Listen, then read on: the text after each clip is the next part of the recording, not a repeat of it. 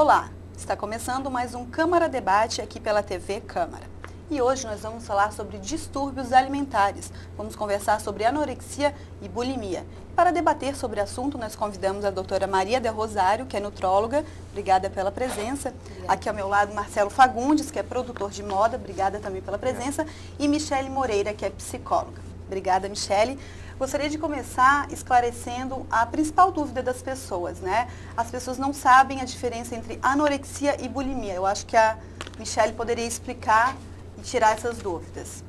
Bem, a anorexia, existe uma restrição alimentar muito grande, né? A pessoa, como na grande maioria são as mulheres, elas começam a restringir demais a alimentação. Pode iniciar como uma dieta normal, que qualquer pessoa faria, estando até muito acima do peso, só que ela não tem limites. Chega num peso que seria o ideal e ela continua e não se vê no corpo real mesmo. Ela pode estar muito magra, mas se enxerga gorda e sempre tendo que estar... Não pode comer. Às vezes até a água dá a sensação de que ela pode estar engordando.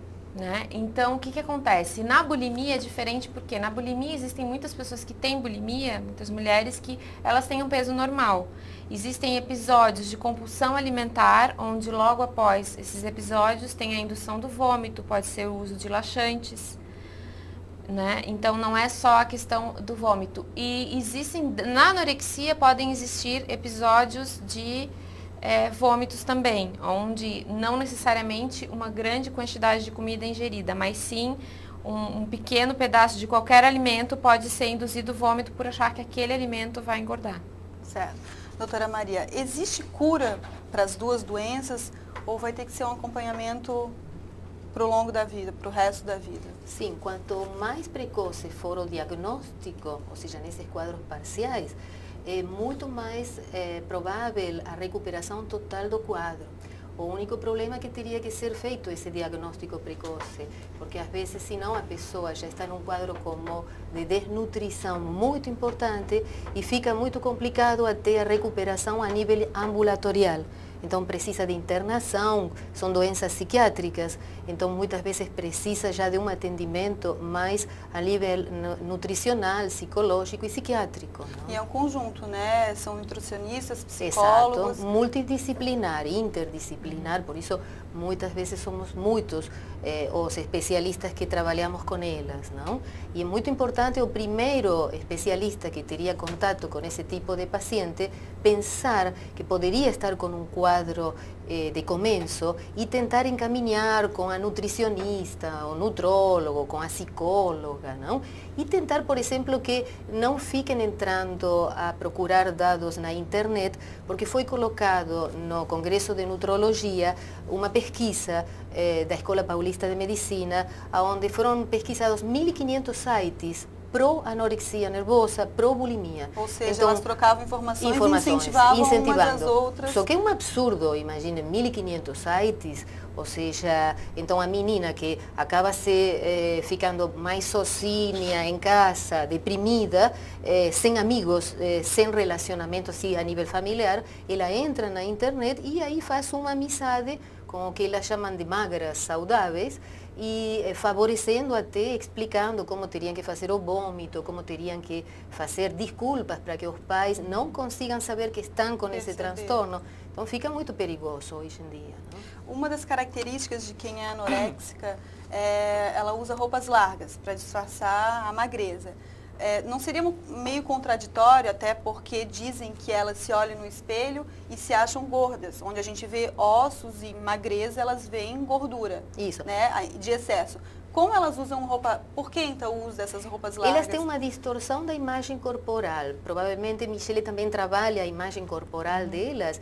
Então, se vocês fazem um teste com umas imagens e vocês falam, bom, qual é a tua imagem? E está muito magra, ela se enxerga num nível muito gordo. Então, tu enxergas que ela está muito magra, a mãe enxerga que está muito magra, todo mundo, mas ela não. Ela acha que está com uma distorção da imagem. Isso precisa ser trabalhado a nível de imagens de fotografias, ela tirar uma fotografia com uma amiga para ela comparar. É muito difícil, é muito demorado. Eu trabalho com as pacientes no consultório e às vezes demoram anos em conseguir mudar a imagem. Conseguir se enxergar realmente. Não se enxerga. Como é. Marcelo, você que é envolvido no mundo da moda, envolvido com modelos, você deve ter acompanhado o caso da Ana Carolina, dessa modelo que morreu no interior de São Paulo. Exatamente. Como é que é o dia a dia dessas modelos? Você sente que elas são propensas a desenvolver essas doenças? Elas conversam com a agência? Elas têm um psicólogo? Como é que é esse acompanhamento? Olha, eu acho que foi feito um grande boom em relação ao acontecimento. Eu acho super importante. Eu acho também que é muito importante salientar que as agências, já de um bom tempo para cá, têm um acompanhamento com psicólogos, nutricionistas, tá? E o que a gente até percebe, até através de estudos e pesquisas, é muito difícil de você perceber esse tipo de coisa e no meio de moda, eu posso falar que são raros os casos. Tá? É muito comum você encontrar meninas que estão querendo entrar no meio da moda e que elas fazem qualquer tipo de loucura, mas geralmente assim, a gente percebe que isso acontece muito dentro de casa. As meninas que quando elas começam a trabalhar com moda, geralmente começam muito cedo, com 13 anos. Então é corpo de menina, muito magrinha, não desenvolveu o corpo. Então, a partir dos 16, 17, aquele corpo de menina deixa de ser um corpo de menina e vira um corpo de mulher. Aí que começa a luta dessas meninas para manterem o peso. Mas as agências, elas não exigem, não, você tem que conseguir. Quando a gente, você tem que perder as medidas, existe nutricionista, existe psicólogo. Claro que existem aquelas que são mais enlouquecidas e fazem aquelas dietas, né, a dieta da lua, devem ficar olhando para a lua o tempo inteiro e não comer nada, dieta da água, da fruta, essas coisas todas.